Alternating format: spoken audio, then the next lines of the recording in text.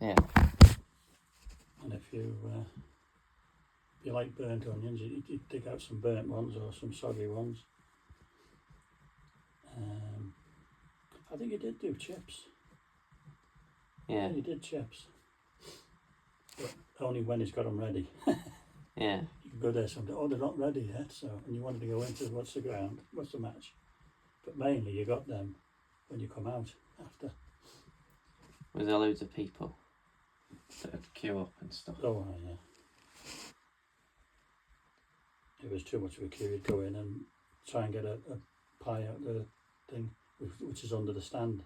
Like in the stadium? In the stadium, you go to the end of the stands, and then underneath there was a couple of girls there selling pies and teas, coffees, crisps, anything. Nothing doesn't need cooking other than warming up. Yeah, but that was all he had in. Yeah. And outside you could get more. But you could get a cup of bovril if you know what that is, which was quite warming. But so on the outside, You'd have just off the ground where you wouldn't have to pay. By the tip place, there'd be a chip van. Yeah, so he wasn't paying. He wasn't paying the club for being there, but he was getting the trade coming out. Yeah. But the bloke inside was getting you must have to pay the club to be there. Did you go with your friends? No, I didn't. I went on my own, and you knew the people in there because you had a season ticket. And you sat by the same people every time. The people I saw in there when I was a child, they lived 3 doors away from me, but they'd moved, grown up, and well away. So you still went to watch Chester, and there'd be two brothers that'd go. Same, the Smith brothers, they'd go and watch it. But the other brother at one time actually played for Chester. What did he? He was a bit old now, like. Yeah, but you made friends with people there. Yeah, you knew everybody there. And there was one bloke from Buckley. I didn't know him, but he's got his loudest voice you could get. Yeah. And he would see the substitutes warming up on the side of the pitch. But once they stopped warming up, standing there watching the game, he'd shout to them, "Do you want a pack of cards, lads?" He said that every game. You knew when he was there because he said it. Was he known by everyone? Oh, yeah. Yeah. But if the subs stood still, he thought they should be doing something, so he offered them a pack of cards to play. Did you walk to the ground? No, we drove sort of across Chester. Yeah. And then you walked about half a mile away, you parked about half a mile away and walked in. Yeah. If you paid to park on the car park, it was small, you had to pay, and then you had to queue to get out. Whereas by the time you'd walked up to your car, you'd get out. Yeah.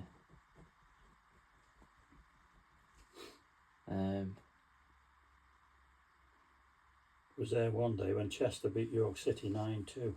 And the centre forward, he was only part-time, and he got loads of goals. I don't forget how many goals he got, but one of the goals, the goalie had the ball in his hand. Yeah. But the centre forward persuaded him to fall over the line. Nudged him in. Yeah. Which was allowed in them days, but now it'd be done for fouling, wouldn't it? When you went and you'd like go on the outside and like look out, was it from the hill? Or like a little tray or something? You said no, there was at one end, instead of a stand, it was just a mound. They called it the cop, just a mound of dead earth and trees, shrubs that were growing out wild. The toilets were behind the bushes. Yeah, in the bushes. In the bushes. But what we used to do when we first started going, instead of paying ninepence to get in, we'd climb over the back before the police got there and wait round there. And then when you heard the music and people coming in, you walked up as if you just went there for a pee. Oh. And they thought you'd pay to get in. So you essentially like hide in the toilets? No. Well, hide in the bushes. Yeah, which were the toilets. But and then they think you're just coming from the lake. How old were you then? Were you well, it was only ninepence, so it'd be a kid, wouldn't it? It was only ninepence for the kids to get in. Yeah. So instead of paying that, we climbed in. Under 13. But the first match I went to, I lived in Ambridge, so it was the other side of Chester, wasn't it? The first match I went to, when the game's nearly over, you start to walk out so as you can get out before the rush, and you buy the gate when it's finished. So I was walking out with the lads who knew the way home, and I stopped to watch the match, turned around and they're gone. Oh. I come outside and I didn't know which bloody way to go. The first time you lost. I ended up, I thought I'd follow them, they're going, most of them were going down, some were going to Blake and some were going to Chester, and I want to go to Chester, didn't I? So I followed them, and once we got to town I knew where I was. Yeah. That's good. I'm trying to think of other things. Like, is there anything, like when you see other people there, did most people were from Chester or nearby, weren't they? Yeah. But so most people walked or drove close and walked. Well, there's one lad that lived 3 doors away from where I used to live in Ambridge, and he walked all the way through town every time, and he was older than me. Yeah. He was no youngster, but he was good at walking. Right. His older brother, he'd come in his car, big posh car, and big-headed sod he was. There's 2 different blokes, like, you know. Yeah. Did you ever go with family? Like, I know we went. We took you once or twice. Yeah. But wasn't anyone else? Was there like? No. Got you into it? Is that how you got into it? Was it going yourself or?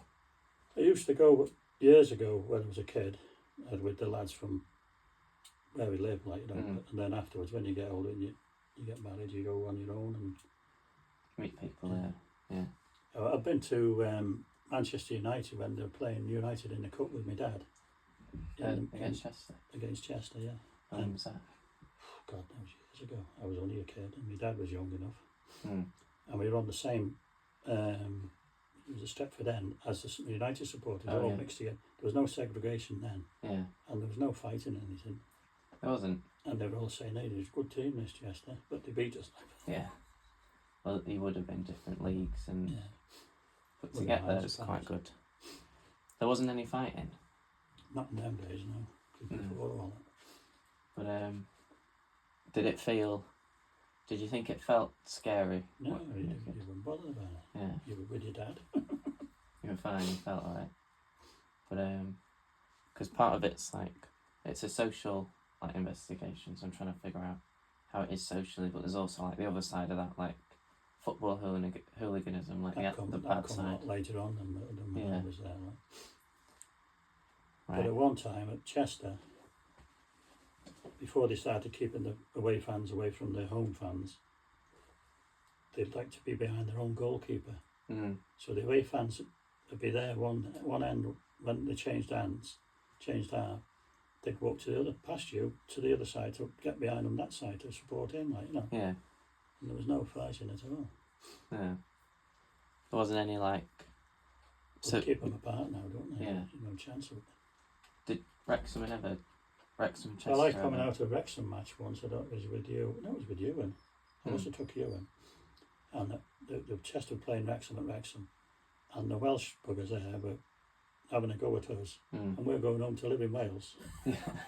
And they were slagging us off because we were Chester supporters. You know, so there's just it's nothing personal. It's just a thing, isn't it? It's that group mentality of everyone shouting at each other, aren't they? And this was on the way out, you know. Yeah. Do you know who won then? I remember Chester beat York City 9-2. Yeah. And the snow on the ground underneath my feet turned to ice, so I was standing there that bloody long, but you didn't notice it till you couldn't stroll melted and frozen. Is that when you had to stand? You had to stand, yeah. They didn't have you get more seats. Crowd in, wouldn't you? You get more in. But there wasn't any seats at one time. That's why they're called stands, isn't it? But Chester have paid now to have the away stand seated out where it wasn't before. And they don't use it, they stand up. Yeah. But so did it used to be busy busier when you were younger? Well, there was a lot more crowd, a lot more went to football in them days. Yeah. That's why the working man only worked the Saturday morning, because of the football match in the afternoon. Oh. You didn't know that, did you? No, I didn't. Yeah, they used to go to work on Saturday morning, gotta get finished, the match is on. And they probably, some of them go straight to the match from work. That's why they wanted the pies. Yeah. Oh, so it's like their lunch at day or something. But well, I've seen that how some fans like around United, they'd have different bits where they stood. So all the lads from the, I don't know, the factory, one factory would go one place, and from another place they'd go to another bit. There wasn't that much factories in Chester, was there? There was more sort of railway and. Yeah, but like different places where they worked, they'd know the people and go with them because they'd all watch the same team, wouldn't they? But when it was stands, you'd all be like close together? Did you feel like you were on top of people and shouting them up? It wasn't that busy a ground really. No, because it's just. You have to put barriers to stop you surging forward. Otherwise, if everybody went forward, that's what the barriers are for, just to take so many people and then they wouldn't come to the next lot. Yeah. Well, I think I'm done. Unless you've got anything to say about the like. I didn't get my money back because it went bust. Did they, Chester? Yeah, I got a letter from Manchester Solvency Court saying that you won't get the remainder of your season ticket money back because they've gone bust. Christ. Right. I'll pause that then.